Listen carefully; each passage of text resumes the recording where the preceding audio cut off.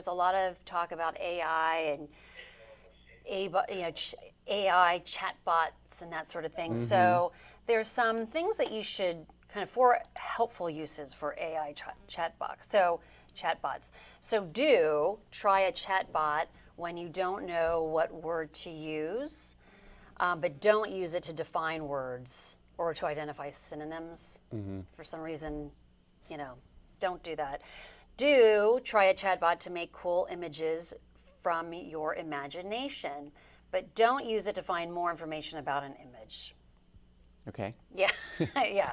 I don't know why these are rules. I know. Try to summarize do it to try to summarize a long document, which I kind of like that. I like that, yeah.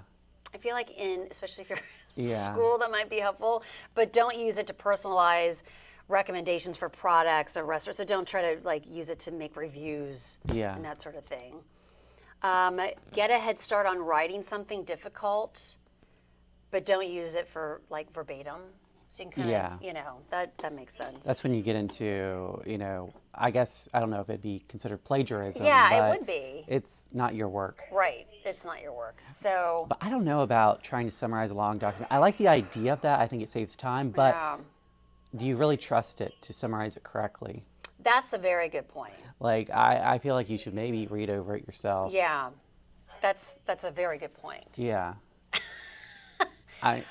Again, I don't know where these rules are coming from. I don't either. Don't do this, do this. I do feel like,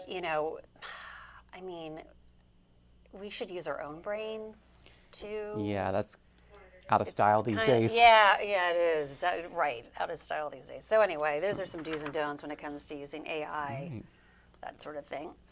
Okay, so the hottest job markets in the country. Here they are, number 1, Salt Lake City. I no idea. Did not know that. Jacksonville, Florida. So look at, a lot of these are from Florida. So you've got Jacksonville, Florida, number 2, Orlando, Tampa, then number 5, Oklahoma City, but then 6, Miami, and then Austin, Texas, Nashville, Seattle, and Dallas. Salt Lake City is an interesting one. Yeah. In Utah. Florida doesn't really surprise me. That's true. Florida's population is growing a lot. Yeah. But yeah, Salt Lake City is interesting. Oklahoma City.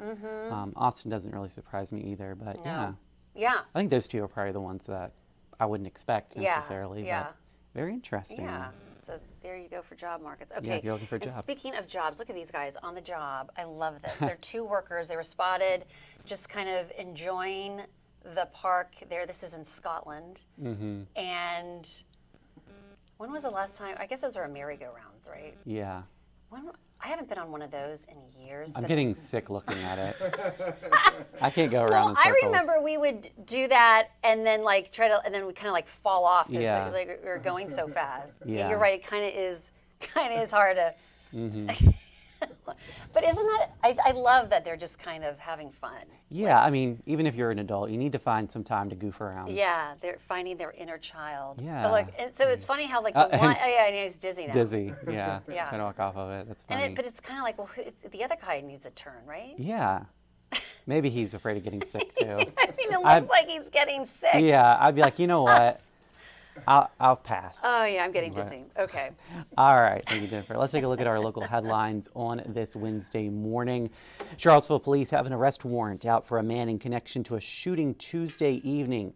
Corinthian Zaquan Brown is considered to be armed and dangerous. Police say a person was shot around 7 o'clock at the intersection of Cherry Avenue and Ridge Street. They are expected to survive.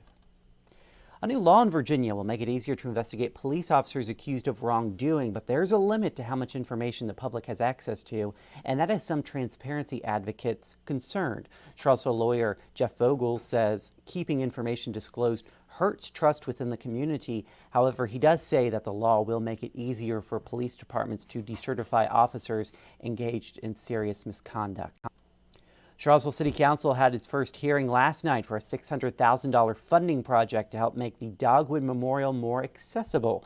The Virginia Department of Historic Resources is looking to fund the project that will add parking and a pedestrian bridge for the memorial in McIntyre Park. The city serves as a channel for the project by receiving grant funds and then transferring the money if approved. The next hearing will be on May 6th.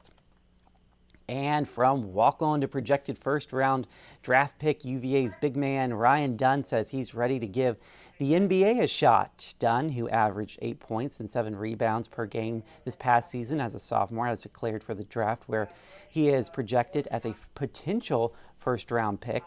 Dunn thanked his UVA coaches and UVA fans on X, saying his experience at UVA was something he will cherish forever. So definitely would be a loss for us, but good news for him. We wish him luck. Yeah.